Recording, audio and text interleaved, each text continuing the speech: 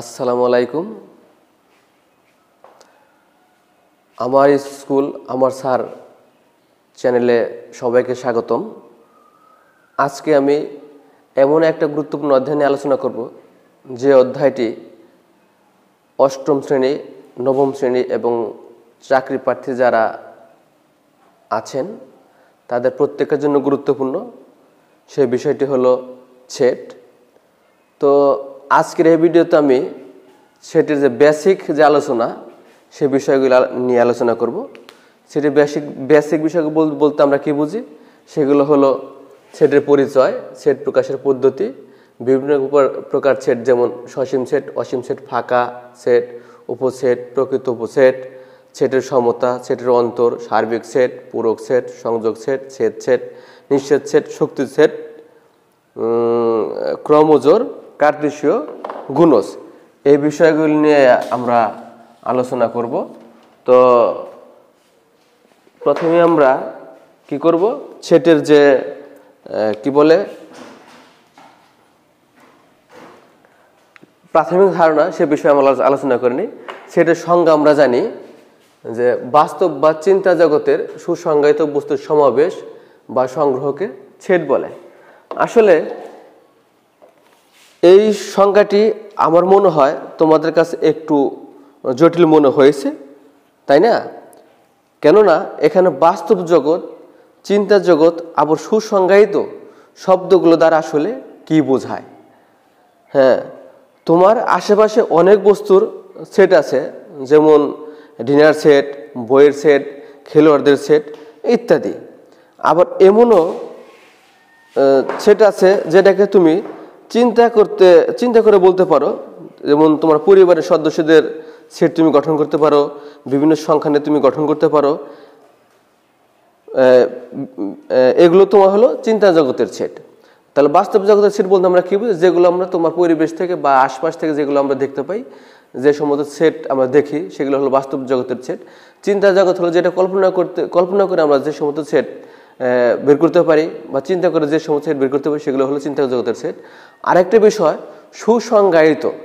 তো সুসংজ্ঞায়িতটা হলো যে কোনো একটা সেটের সদস্যগুলো, মানে কোন কোন সদস্য আমাদের সেটের মধ্যে আছে বা কোন কোন সদস্য সেটের মধ্যে নেই, মূলত সুসংজ্ঞায়িত বলতে এই বিষয়টাকেই বোঝানো হয়েছে। তো এখন আমরা জানব যে এই যে সেট শব্দটি প্রথমে ধারণা পাই আমরা কোত্থেকে। তো সেট শব্দের প্রথম ধারণা দেন জার্মান গণিতবিদ জর্জ ক্যান্টর। তো তিনি যে সেটের ধারণা দেন তা সেট তথ্য নামে পরিচিত। সেটকে সাধারণত ইংরেজি বর্ণমালার বড় হাতের অক্ষর ABC ... XYZ দ্বারা প্রকাশ করা হয়। তাহলে সেটকে প্রকাশ করা কি দ্বারা? ইংরেজি বর্ণমালা বড় হাতের অক্ষর ABC ... XYZ এগুলো দ্বারা। আবার সেটের যে সদস্য, সেগুলোকে প্রকাশ করা হয় কি দ্বারা? সেগুলোকে প্রকাশ করা হয় ইংরেজি বর্ণমালা ছোট হাতের অক্ষর ABC ... XYZ 1 2 3 ... এরকম সংখ্যা দ্বারা আমরা কি করতে পারি, সেটের উপাদানগুলোকে আমরা প্রকাশ করতে পারি। যেমন একটা সেট যদি আমার A, ধরে নিই আমরা এই সেটের উপাদান ABC। তো এইখানে আমরা উপাদান পেলাম, কিন্তু এইখানে আমরা যে সেকেন্ড ব্র্যাকেট দিলাম বা দ্বিতীয় বন্ধনীতে আবদ্ধ করলাম, এই বিষয়টা হলো সেট মানে হলো সমাবেশ বা সংগ্রহ, মানে একত্রিত করা। তো এইখানে আমরা XYZ একত্রিত করলাম, কিন্তু দ্বিতীয় বন্ধনীর মধ্যে যদি না দেই, তাহলে তো আমাদের কি হবে, সমাবেশ হবে না, তাহলে সেটা আমাদের সেট হবে না। তো সেট প্রকাশ করতে গেলে সেখানে অবশ্যই আমাদের কি করতে হবে, দ্বিতীয় বন্ধনী আমাদের ব্যবহার করতে হবে। তো এইখানে এ সমান ABC দ্বারা আমরা কি বুঝতেছি, এ হলো সেট নাম, অর্থাৎ এ হলো একটি সেট। এই সেটের সদস্যকে বা উপাদানকে ABC। তাহলে এ কে কি বলা হয়, সদস্য বলা হয়। বি কে কি বলা হয়, সদস্য বলা হয়। সি কে কি বলা হয়, সদস্য বলা হয়। ইংরেজিতে কি বলে এদেরকে, এলিমেন্টস বলে। তো এখন আমরা কি বুঝতেছি, এ এর সদস্য। তো এটাকে আমরা কিভাবে লিখতে পারি, A belongs to A, অর্থাৎ A belongs to A। এর মানেই হলো যে এই এ ক্যাপিটাল এ এর সদস্য। আবার বি বিলংস টু কি লিখতে পারি, বি বিলংস টু এ, তাও লিখতে পারি। সি বিলংস টু কি লিখতে পারি, এ লিখতে পারি। অর্থাৎ এ বি সি তিনটা সদস্যই হলো এ সেটের সদস্য। আবার এইখানে এ বি সির বাইরে একটা সদস্য নিই আমরা, ডি বিলংস টু এ। তাহলে এখানে ডি কি এ সেটের মধ্যে আছে, নেই। অতএব এটাকে আমরা কি লিখতে পারি, D does not belongs to A. আমি আবার বলছি এখানে এটা কিভাবে পড়া হয়, এ বিলংস টু এ, অর্থাৎ আমি লিখতে পারি এ বিলংস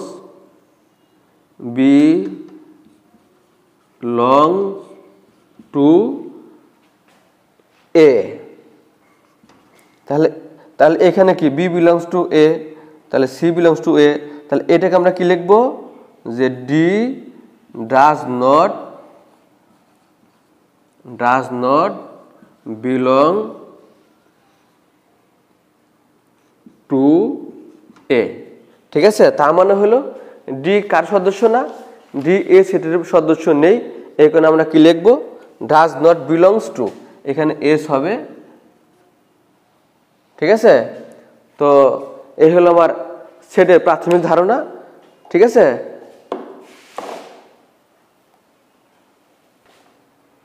এখন আমরা সেট প্রকাশের পদ্ধতি নিয়ে আমরা আলোচনা করব। তো আমরা দেখতে পাচ্ছি সেট প্রকাশের পদ্ধতি কয়টি, দুইটি পদ্ধতি। 1 নম্বর তালিকা পদ্ধতি, 2 নম্বর সেট গঠন পদ্ধতি। তো তালিকা পদ্ধতিটা কি আবার, যে এই পদ্ধতিতে সেটের সকল উপাদান সুনির্দিষ্টভাবে উল্লেখ করে দ্বিতীয় বন্ধনী এর মধ্যে আবদ্ধ করা হয় এবং একাধিক উপাদান থাকলে কমা ব্যবহার করে উপাদানগুলোকে আলাদা করা হয়। যেমন আমরা ধরে নেই এ একটা সেট, এই সেটের সদস্য কে কে, এ বি সি। তাহলে এ বি সি।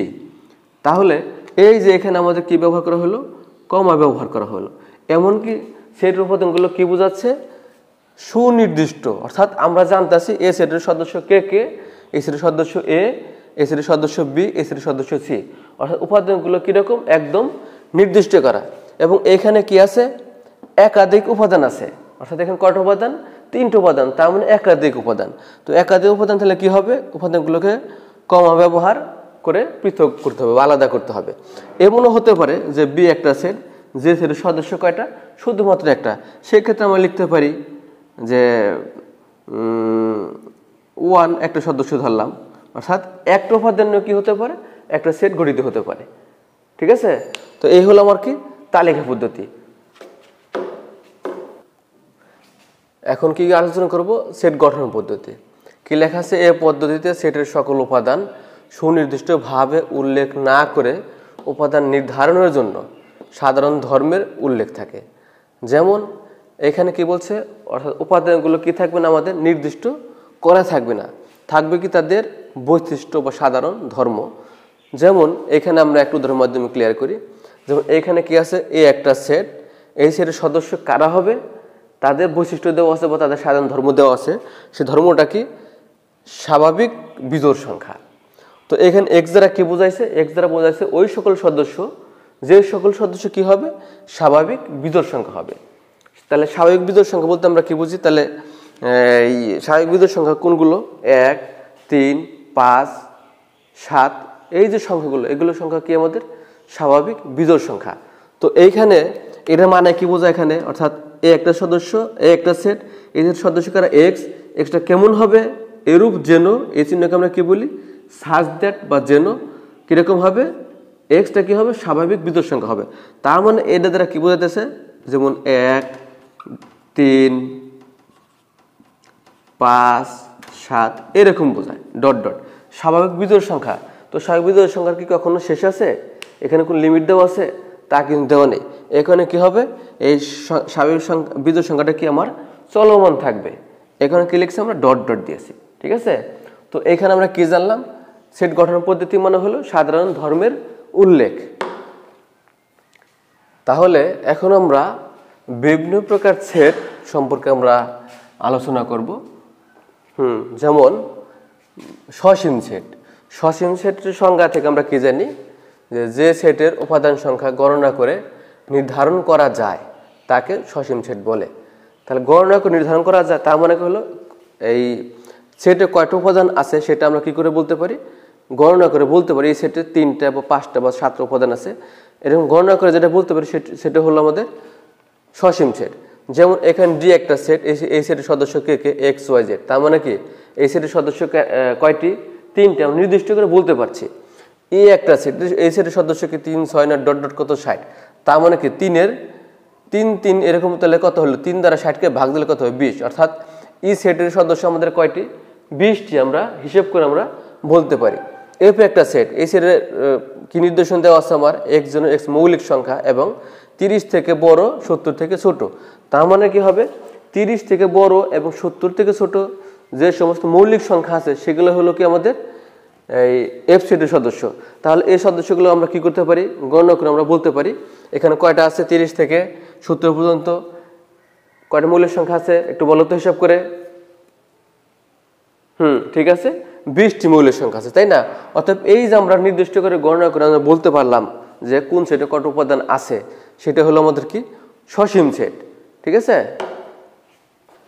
তো এখন দেখো অসীম সেট, যে সেটের উপাদান সংখ্যা গণনা করে নির্ধারণ করা যায় না তাকে অসীম সেট বলে। তার মানে এখানে আমরা কি বুঝলাম, অর্থাৎ এই সেটের উপাদান সংখ্যা আমরা নির্দিষ্ট করে বলতে পারবো না যে 5টি উপাদান আছে কি 7টি উপাদান আছে, এরকম আমরা বলতে পারবো না। হ্যাঁ, যেমন দেখো এই একটা সেট এক্স যেন এক্স বিজোড় স্বাভাবিক সংখ্যা, তো বিজোড় স্বাভাবিক সংখ্যা, এখানে বিজোড় স্বাভাবিক সংখ্যার কি আমার শেষ আছে, কোন নির্দিষ্ট সীমানা দেওয়া আছে বা লিমিট দেওয়া আছে এত পর্যন্ত, সেটা কিন্তু দেওয়া নেই। তার মানে কি হবে, যেমন এটা দ্বারা আমরা বুঝি যে 1 3 5 7 9 ডট ডট এরকম বুঝি আমরা। তার মানে কি এটা কি আমার চলমান, তো এরকম চলমান যদি থাকে নির্দিষ্ট করে উল্লেখ না থাকে সেটা হলো আমাদের কি অসীম সেট। যেমন এনে একটা সেট দেওয়া আছে অর্থাৎ স্বাভাবিক সংখ্যার সেট, সেটা কত 1 2 3 ডট ডট, তো এই ডট ডট দ্বারা আমার কি বোঝাচ্ছে, ডট দ্বারা বোঝাচ্ছে এরকম সংখ্যা আরো আছে, নির্দিষ্ট করে আমার কি সীমানা দেওয়া নেই বা এত পরিমাণ দেওয়া নেই, এরকম যদি আমরা গণনা করে নির্ধারণ না করতে পারি সেটা হলো আমাদের অসীম সেট। এখন ফাঁকা সেট, যে সেটের কোনো উপাদান নেই তাকে ফাঁকা সেট বলে। ফাঁকা সেটকে ওরি চিহ্ন দ্বারা প্রকাশ করা হয়, তাহলে এই চিহ্নের নাম কি, ওরি চিহ্ন। ঠিক আছে, তো এখন দেখো কি বলা হয়েছে এখানে, যে সেটের কোনো উপাদান নেই তাকে কি বলবে, ফাঁকা সেট বলবে।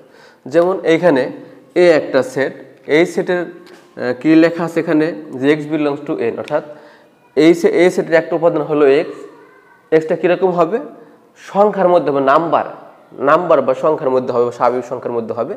স্বাভাবিক সংখ্যা কিরকম হবে, 10 থেকে বড় 11 থেকে ছোট, তাহলে 10 থেকে বড় 11 থেকে ছোট এরকম কোনো সংখ্যা আছে নাই, তাই না? তাহলে এই সেটকে আমরা কি বলবো, ফাঁকা সেট বলবো।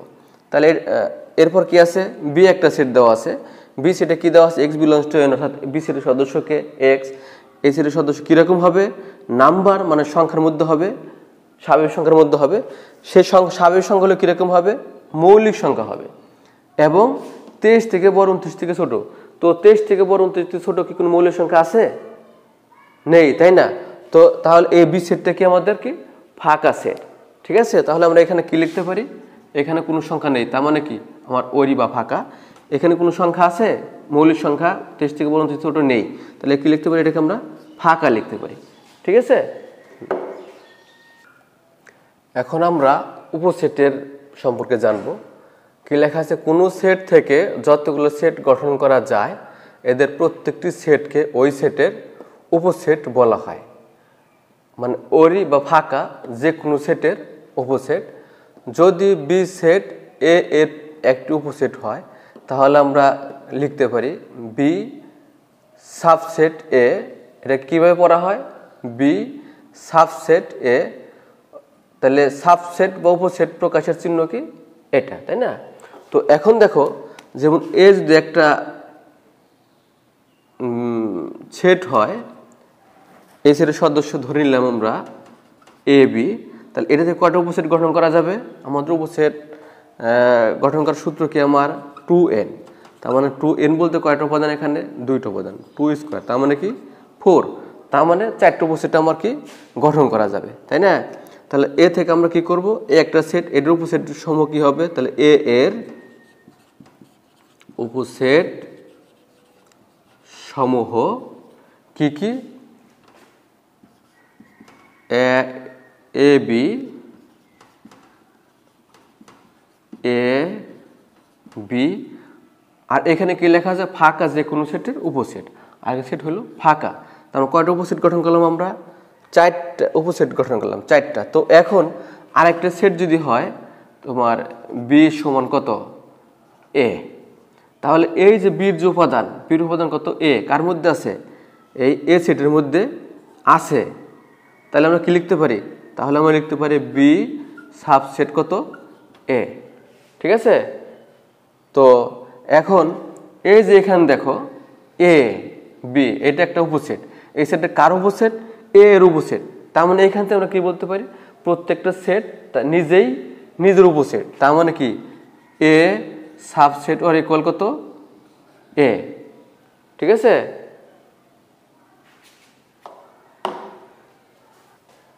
এখন দেখবো আমরা প্রকৃত উপসেট। কোনো সেট থেকে গঠিত উপসেটের মধ্যে যে উপাদানগুলোর উপাদান সংখ্যা প্রদত্ত সেটের উপাদান সংখ্যা অপেক্ষা কম, এদেরকে প্রকৃত উপসেট বলে।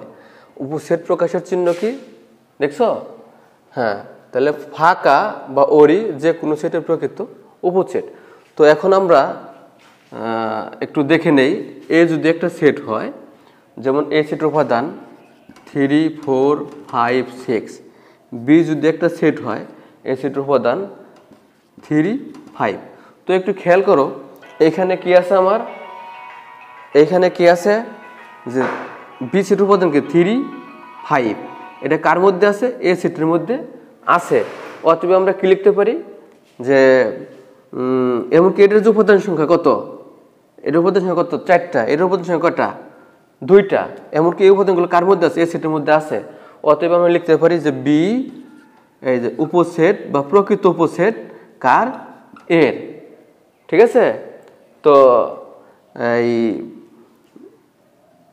আবার আমরা কি লিখতে পারি যে কোন সেটের প্রকৃত উপসেট যে আমরা সংখ্যা বের করব, সেটার সূত্রটা কি আমাদের, কোন সেটের প্রকৃত উপসেট নির্ণয়ের সূত্র কি আমাদের 2n-1। ঠিক আছে?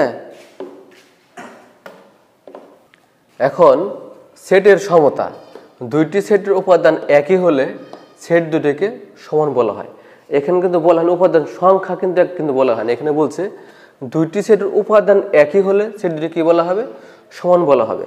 যেমন এ একটা সেট, এই সেটের কয়টা উপাদান, এখানে 3টা উপাদান, কি কি, 3, 5, 7। বি একটা সেট, এখানে কয়টা উপাদান, 5, 5, 3, 7। মূলত উপাদান কি কি, 5, 3, 7, তাই না? অতএব আমরা এটা কি লিখতে পারি, সমান লিখতে পারি, এ এবং বি হলো সমান, তার মানে এ সমান বি। তো এখন সেটের অন্তর, কোন সেট এ থেকে সেট বি এর উপাদান বাদ দিলে যে সেটটি থাকে তাই হলো সেটের অন্তর।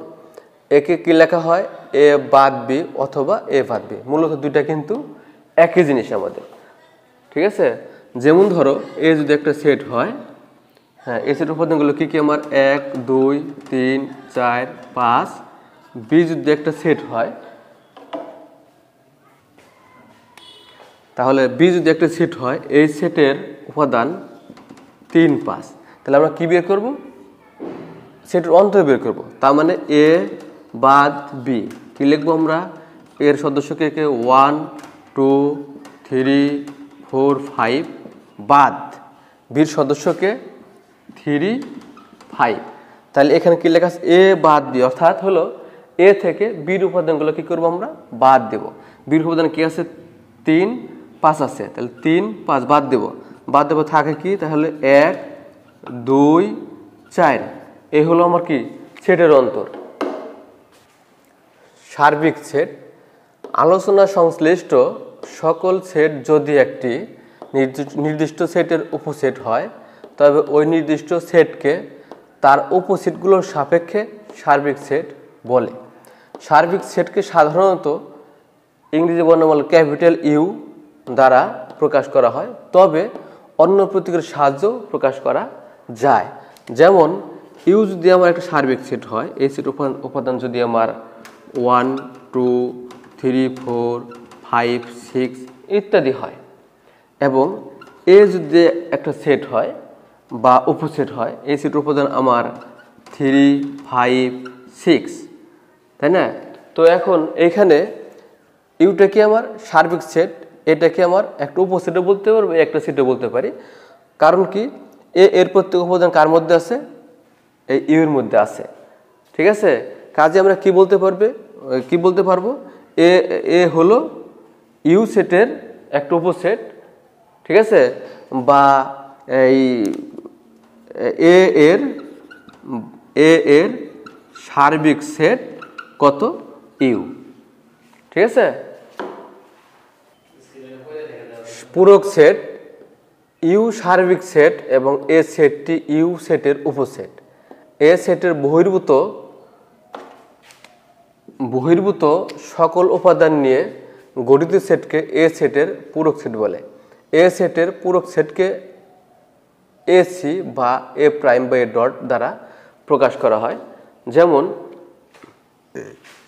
ইউ যদি আমার একটা সার্বিক সেট হয়, এর উপাদান 1 2 3 4 5 6 হয়, এ যদি একটা সেট হয়, এ সেটের উপাদান যেমন 1 2 3 হয়, তাহলে এ সি বা এ এর পূরক সেট অথবা হলো এ প্রাইম। কিভাবে লিখতে পারি? এটা মানে বোঝায়, এ সি মানে বোঝা হলো ইউ বাদ এ, তার মানে ইউ সেট কত? 1 2 3 4 5 6 বাদ কত? এ মানে 1 2 3, তাহলে বাদ যাবে কি 1 2 3, থাকে কি আমার 4 5 6। ঠিক আছে, এই হলো আমার এ এর পূরক set.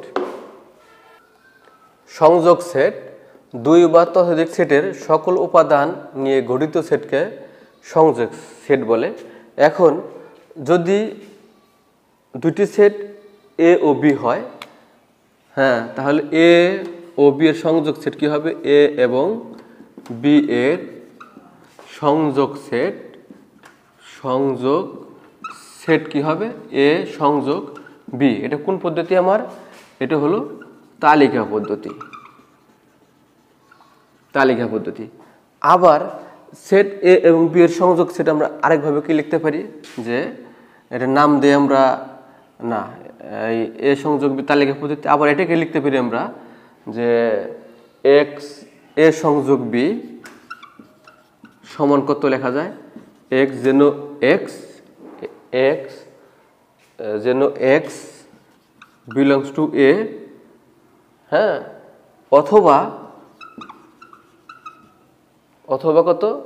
X belongs to B. এটা আমার কোন পদ্ধতি? এটা হলো আমার সেট গঠন পদ্ধতি। ঠিক আছে, তাহলে এই সংযোগ সেট আমরা কয় উপায়ে দেখাইতে পারি? দুই উপায়ে দেখাইতে পারি। একটা হলো আমার তালিকা পদ্ধতি, একটা হলো আমার সেট গঠন পদ্ধতি। ঠিক আছে, এখন সেট দুই বা ততোধিক সেটের সাধারণ উপাদান নিয়ে গঠিত সেটকে সেট বলে। সাধারণ উপাদান বলতে আমরা কি বুঝি? শুধুমাত্র মিল যে উপাদান, সেটাকে আমরা কি বলবো? সাধারণ উপাদান। তো একটি সেট যদি এ হয় এবং একটি সেট যদি বি হয়, তবে এটার সেট কিরকম হবে? এ সেট বি। এটা কোন পদ্ধতি? তালিকা পদ্ধতি। আবার সেট গঠন পদ্ধতি আমরা কিভাবে লিখব?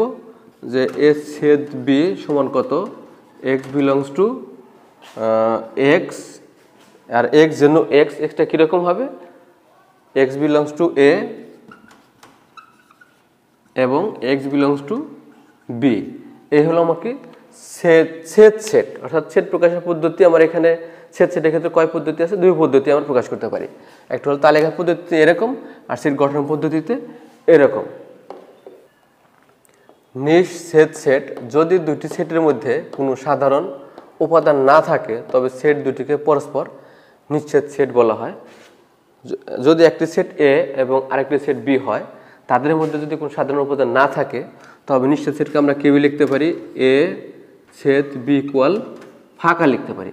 উদাহরণস্বরূপ আমি বলতে পারি একটা সেট যদি আমার এ সেটের উপাদান যদি 1 2 3 হয়, বি সেটের উপাদান যদি আমার 4 5 6 হয়, তাহলে এ ছেদ বি কি আমার ফাঁকা, অর্থাৎ এ এবং বির মধ্যে কোনো উপাদান ফাঁকা নেই। তখন আমরা কি লিখতে পারি যে এ ও বি পরস্পর নিঃছেদ সেট। ঠিক আছে। শক্তি সেট, কোন সেটের সকল উপাদান উপসেট দ্বারা গঠিত সেটকে ওই সেটের শক্তি সেট বলা হয়। কোন সেট এ হলে এর শক্তি সেট কত, পি অফ এ। এখন দেখো এ যদি আমার একটা সেট হয়, এটার উপাদান যদি আমার এম এন হয়, তো এখানে পি অফ এ কত, আমার পি অফ এ কত, পি অফ এ হবে আমার এই এম এন এম এন ফাঁকা। তো পি অফ এর উপাদান কয়টি, আমার 4টি উপাদান। তো এই যে সেট আমার, এই সেটগুলোকে আমরা কি বলবো, যে এ সেটের শক্তি সেট। অতএব আমরা কি লিখতে পারি যে পি অফ এই যে সেটগুলো, এই সেটগুলো কার উপসেট, এর হলো একটা উপসেট। অতএব আমরা কি বলতে পারি যে এই সেটগুলো হলো এ সেটের হলো শক্তি সেট। ক্রমজোড়, এক জোড়া উপাদানের মধ্যে কোনটি প্রথম অবস্থানে আর কোনটি দ্বিতীয় অবস্থানে থাকবে তা নির্দিষ্ট করে জোড়া আকারের প্রকাশকে ক্রমজোড় বলে। তো এখন যদি কোনো ক্রমজোড় প্রথম উপাদান আমার এক্স হয়, দ্বিতীয় উপাদান যদি আমার ওয়াই হয়, তাহলে এক্স কি আমার প্রথম অবস্থান, ওয়াই কি আমার দ্বিতীয় অবস্থান, এটাকে কি লিখলাম, আমার জোড়া আকারে লিখলাম। তাহলে জোড়া আকারে লিখলাম, এই জোড়া আকারে লিখলে এইটা হলো আমার ক্রমজোড়। ঠিক আছে। তো এ যদি একটা সেট হয়, এই সেটের উপাদান আমি ধরে নিলাম এক্স ওয়াই। বি যদি একটা সেট হয়, এই সেটের উপাদান আমি ধরে নিলাম এ বি। তো এ ক্রস বি, এটাকে আমরা কি লিখতে পারি, তাহলে X Y cross A B. তাহলে X A X B X B Y A Y B Y B Y B. এইটা হলো আমার কি এ এবং বি এর কার্তেশীয় গুণজ। এটা কোন পদ্ধতি, এটা হলো আমার তালিকা পদ্ধতিতে, তালিকা পদ্ধতি। তো এইটা সেট গঠন পদ্ধতিতে আমরা কি লিখতে পারি, এ ক্রস বি ইকুয়াল কত, এক্স যেন এই এক্স ওয়াই যেন x belongs to A, y belongs to B. এটা হলো আমার সেট গঠন পদ্ধতি, সেট গঠন পদ্ধতি। ঠিক আছে। তো আমি এখান থেকে আমরা কি করলাম, বিস্তারিত আলোচনা করার আমি চেষ্টা করলাম। তো এটা আমার সেটের প্রথম ভিডিও। তো পরবর্তী ভিডিও পেতে, এমনকি আমার সাথে থাকতে অবশ্যই আমার চ্যানেলটি সাবস্ক্রাইব করবে। সবাইকে ধন্যবাদ। আল্লাহ হাফেজ।